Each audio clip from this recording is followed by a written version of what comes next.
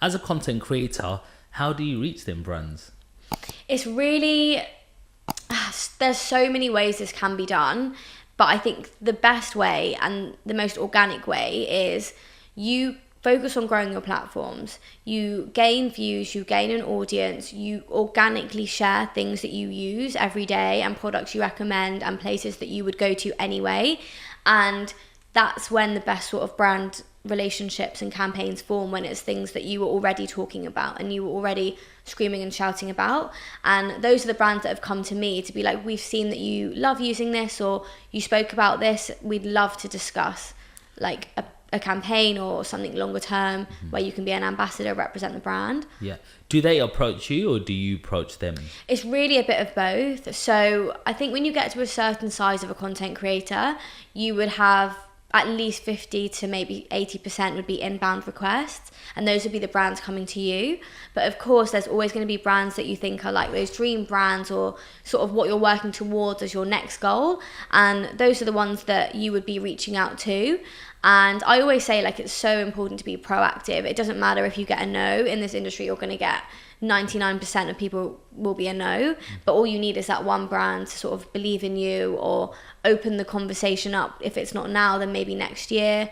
But yeah, there's a lot of outreach as well. Yeah.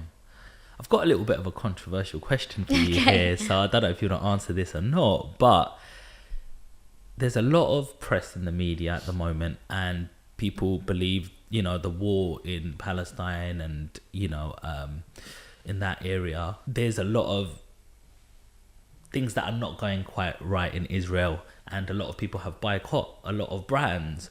If you had a brand that people in the media are saying you should boycott, but they're offering you good money, are you still going to go for it? Or where does the sort of balance start in terms of, hey, I don't know when my next job's coming and I might get 20,000 for this next deal, or no, that's not right to take this because I believe something not correct is happening in the sort of Middle East? Yeah.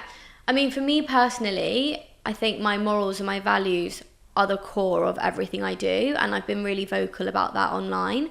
So money is never really the goal for me, and I'm in a fortunate enough financial position that I probably wouldn't have to take a brand deal just for the money.